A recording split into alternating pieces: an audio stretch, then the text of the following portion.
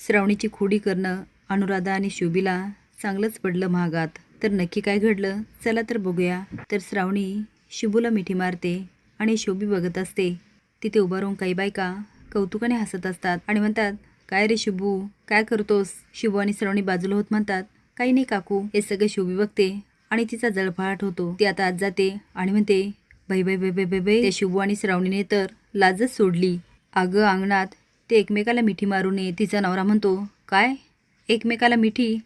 तू तर मला कधीच मिठी मारली नाही. शुभू लाजू म्हणते, क बसा तुमचं पण काहीतरी. शुभूची बाबा शोभे नीट राहा, काही पण नको सांगू. आणि त्यांनी एकमेकाला मिठी मारली म्हणून काय फरक पडला? त्यांचं लग्न झालंय आता. श्रावणी ते शुभू तिथे झुरळे. आता शुभू कौतुकाने हसत असतो आणि तो दाखव कुठे झुरळे ते. तो आता तिच्यासोबत बाथरूममध्ये जातो. श्रावणी ते शुभू, मला साडीच नेसा येत नाही. तो म्हणून काय झालं, मी नेसतो साडी. आता तो श्रावणीला मस्त साडी नेसून देतो. आता श्रावणीला काय साडी नेसता येत नाही आणि तिची मजा होणार म्हणून अनुराधा, शोभी आणि सानिका वाटच बघत असतात. पण श्रावणी मात्र मस्त साडी नेसून येते. आता मात्र तिघींचा खूप जाळपाट होतो. श्रावणी घरात आल्यानंतर शोभीचं लक्ष जातं तिच्या सोन्याच्या बांगड्याकडे. तिला आता हाव सुटते. ती श्रावणीचा हात पकडते आणि बांगड्या काढायला लागते. पण श्रावणीला मात्र खूप त्रास होत असतो. ती शुभीला म्हणते, ताई मला खूप त्रास होतोय. शुभी बांगड्या काढत म्हणते, त्या घरची श्रीमंती ह्या घरी चालणार नाही बांगड्या काढायच्या. आता शुभी सोन्याच्या बांगड्या काढून घेते. शुभीच्या नवऱ्याला आता खूप आनंद होत असतो. अनुराधा मजा बघत असते आणि सानिका स्माईल करते. आता अनुराधा काही शांत बसत नाही आणि पुढची चाल चालवते. बाब म्हणतात, कारभारनी त्यांच्यासाठी चहा टाक. अनुराधा म्हणते, तुम्हाला चहा प्यायचा आहे ना?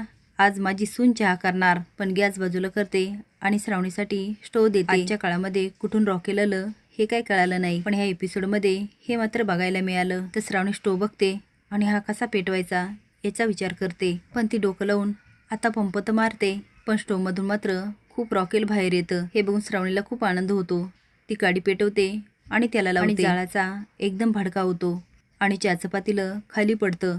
मज्जा बघणाऱ्या शोभी आणि तिच्या नवऱ्याची मात्र खूप मजा येते. स्टोवचा भडका झाल्यामुळे चहाचं पातेलं नेमकी त्यांच्या समोर पडतं आणि दोघांची पळती भुई थोडी होते. ते टपकन उडी मारतात आणि बाजूला होतात. अनुराधा म्हणायला लागते, सत्यानाश, सगळा सत्यानाश झाला. काय गे तुला येत नव्हतं? मग लग्न करायची काय घाई होती? श्रावणी ते आवते, मला स्टोव पेटवता येत. अनुराधा म्हणते, मी तुला आधीच सांगितलं होतं हे गरिबाचं घर आहे. इथे तुझ्या मालासारख्या सोयी नाही येत. इथे प्रत्येक गोष्टीची तुला सवय करूनच घ्यावं लागणार आणि नसल जमत तर घराचे दरवाजे उघडे आहेत.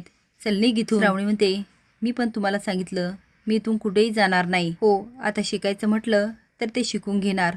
थोडे दिवस मला नक्कीच लागणार पण मी शिकणार. आता श्रावणी काही येत नाही हे बघून नंदाकाचा चांगलाच जळफाट होत असते. ते काही केलं तरी या श्रावणीला परत आणावंच लागणार, नाहीतर ही संसाराला लागली ना की वापस काय येणार नाही. आता तिथे नंदाका पोचते. शिबूचं घर बघून ती किळसवाना चेहरा करते आणि म्हणते, श्रावणी तू या घरामध्ये काय करतेस? श्रावणी म्हणते, आत्या हे माझं सासर आहे. आता नंदाका म्हणते, सासर सासर म्हणण्यासारखं इथे काही आहे का? आणि काय रे शिबू, मोठ्या थाटात श्रावणीशी लग्न केलं होतं ना, हे असं आयुष्य देणार तिला? अनुराधा बोलायला लागते.